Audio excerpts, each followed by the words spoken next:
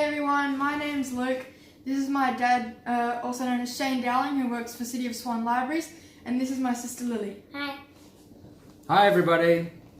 We are up to episode 6 of our reading of The Hobbit by J.R.R. Tolkien, also known as There and Back Again. They're having an unexpected party at Bilbo's house, and where we last left them, they're talking about going on an adventure to steal the gold from the steal their gold back from the dragon, and Bilbo is wondering, what am I going to get out of it, and am I even going to come back alive? "Oh, very well," said Thorin. "Long ago, in my grandfather Thror's time, our family was driven out of the far north and came back with all their wealth and their tools to this mountain on the map. It has been discovered by my far ancestor, Thrain the Old, but now they mined and they tunneled and they made huger halls and greater workshops. And in addition, I believe they found a good deal of gold and a great many jewels too. Anyway, they grew immensely rich and famous, and my grandfather was king under the mountain again, and treated with great reverence by the mortal men who lived to the south, and were gradually spreading up the running river as far as the valley overshadowed by the mountain. They built the merry town of Dale there in those days. Kings used to send for our smiths and reward even the least skillful most richly. Fathers would beg us to take their sons as apprentices and pay us handsomely, especially in food supplies, which we never bothered to grow or find for ourselves. Altogether, those were good days for us, and the poorest of us had money to spend and to lend, and leisure to make beautiful things just for the fun of it, not to speak of the most marvellous and magical toys, the like of which is not to be found in the world nowadays. So my grandfather's halls became full of armour and jewels and carvings and cups, and the toy market of Dale was the wonder of the north. Undoubtedly that was what brought the dragon. Dragons steal gold and jewels, you know, from men and elves and dwarves, wherever they can find them, and they guard their plunder as long as they live, which is practically forever, unless they are killed, and never enjoy a brass ring of it.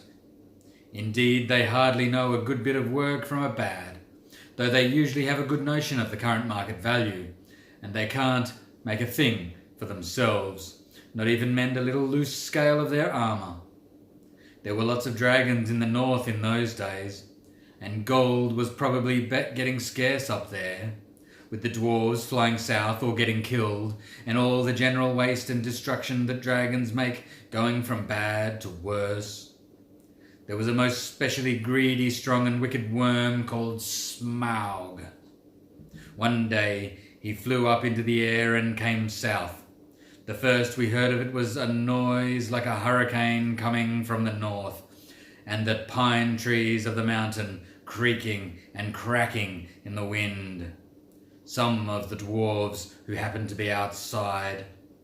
I was one, luckily, a fine adventurous lad in those days, always wandering about, and it saved my life that day. Well, from a good way off, we saw the dragon settle on our mountain in a spout of flame. Yes, in a minute. I'll do the Thorin speech, because I got a deep Thorin voice. Then he came down the slopes. When he reached the woods, they all went up in fire. By that time all the bells were ringing in Dale and the warriors were arming. The dwarves rushed out of their great gate, but there was the dragon waiting for them. None escaped that way. The river rushed up in stream and fog fell on Dale, and in the fog the dragon came on them and destroyed most of the warriors. The usual unhappy story. It was only too common in those days. Then he went back and crept in through the front gate and routed out all the halls and lanes and tunnels, alleys, cellars, mansions and passages. After that, There were no dwarves left alive inside, and he took all their wealth, for himself. Probably, for that is the dragon's way. He has piled it all up in a great heap far inside, and sleeps on it for a bed. Later, he used to crawl out of the great gate and come by night to Dale and carry away people, especially maidens, to eat, until Dale was ruined and all the people dead and gone. What goes on there now, I don't know for certain, but I don't suppose anyone lives nearer to the mountain than the far edge of the long lake nowadays. The few of us that were well outside sat and wept in hiding and cursed Smaug, and there we were unexpectedly joined by my father and my grandfather with singed beards. They looked very grim, but they said very little.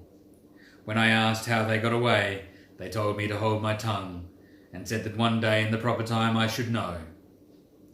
After that we went away, and we have had to earn our livings as best we could, up and down the lands, often enough sinking as low as blacksmith work or even coal mining.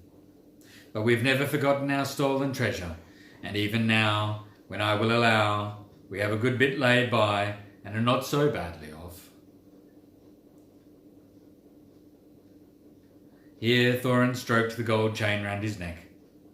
We still mean to get it back, and to bring our curses home to Smaug, if we can. You want to read? It's still Smaug. It's still Thorin, but you can speak it. Okay. I have often wondered about my father's and my grandfather's escape. I see now they must have had a private side door, which only they knew about. But apparently they made a map, and I should like to know how Gandalf got hold of it, and why it did not come down to me, their rightful heir. You've got to be Gandalf now. Oh. Actually, no, you're going to that. Ah, okay, because I got a good Gandalf voice as well. Yes, I did not. I did not get hold of it, I was given it, said the wizard. Your grandfather Thror was killed, you remember, in the mines of Moria by Azog the goblin. Curse his name, yes, said Thorin. And Thrain, your father, went away on the 21st of April, 100 years ago last Thursday, and has never been seen by you since. True, true, said Thorin. Well, your father gave me this to give you, and if I have chosen my own time and way for handing it over, you can hardly blame me. Considering the trouble I had to find you, your father could not remember his own name when he gave me the paper, and he never told me yours, so on the whole I think I ought to be praised and thanked. Here it is, and he handed the map to Thorin.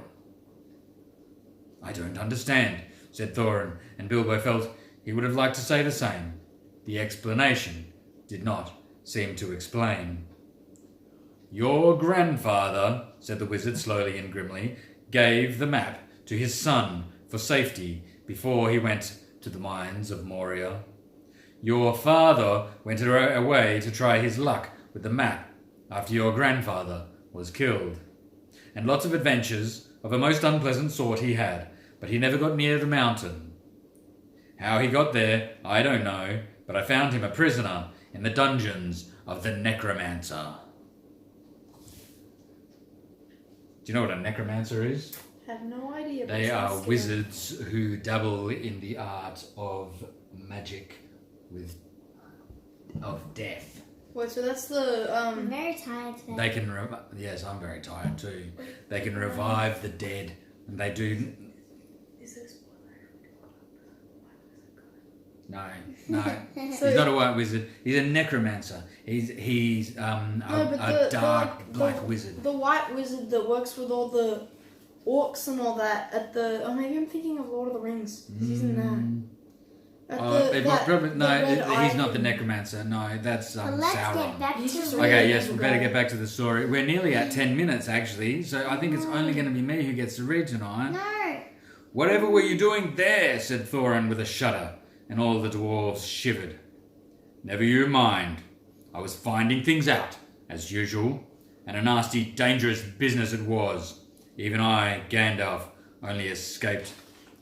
I tried to save your father, but it was too late. He was witless and wandering. and had forgotten almost everything except the map and the key. I think we're going to read to the end. What do you reckon? Yeah. Can I read now? Yeah, okay. Where have I been? When I let Dad read, I was gonna say he can be Gandalf and Thorin because if they are boys, I'm pretty sure they're boys, yeah? Both boys, yeah. Well, they're boys. I'm not a boy. No, you're So- not a boy. Yeah, they have a better voice sound. 'cause- Now, there's not many girls in this story. There's a couple, though. Yay! Okay. All right, come on, we got to read. Okay. We're after 10 minutes now. We have long ago. We have long ago paid the goblins of Moria, said Thorin. We must give a thought to the necromancer. Necromancer. Okay. Paid the goblins of Noria. I think that means they got their revenge on them. Yeah. Don't be absurd. He is an enemy far beyond the powers of all the dwarves. But together, if they could all be collected again from the four corners of the world, the one thing your father wishes was for his son to read the map and use the key. The dragon and the mountain, and more than big enough. More than. Big enough task for you. Here, said Bilbo, and accidentally said it aloud. Here what? What are all? They all said, turning suddenly towards him, and he was so flustered that he answered, "Hear what? I have got to say." "What's that?" he asked. "Well, I should say that you ought to go east and have a look around. After all, there is the side door, and dragons must sleep sometimes, I suppose." Yeah. I'll do that again. "After all, there is the side door, and dragons must sleep sometimes, I suppose. If you sit on the doorstep long enough, I dare say, you will think of something. And well, don't you know, I think we have talked long enough for one night. If you see what I mean. What about bed?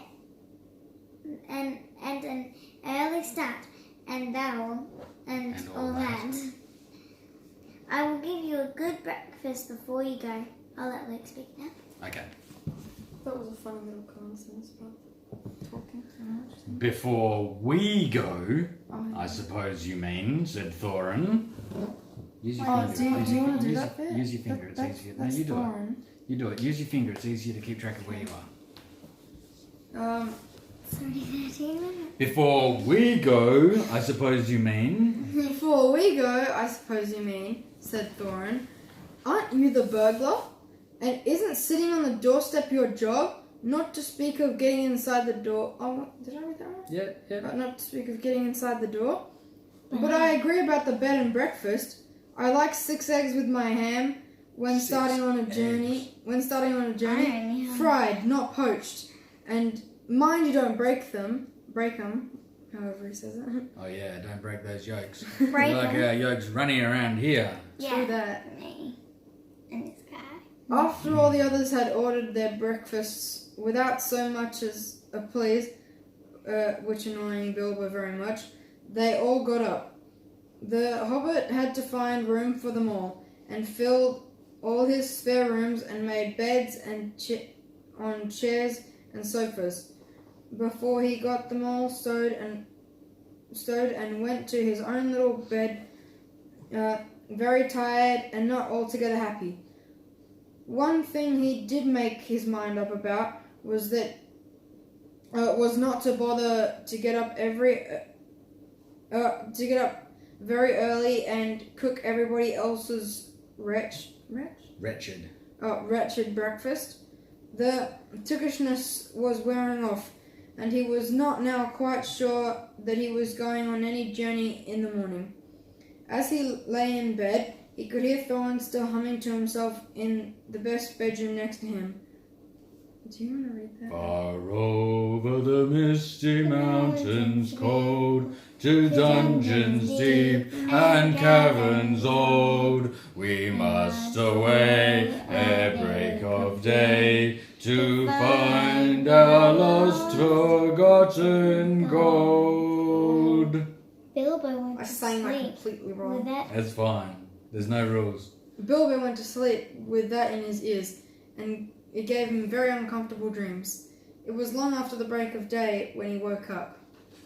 And Okay. that brings us to the end of chapter 1. Wait, We what? hope So we to look see forward you to seeing you tomorrow. tomorrow night for chapter 2 called Roast Mutton. What's that? See you, everybody. Yeah. Bye. Bye.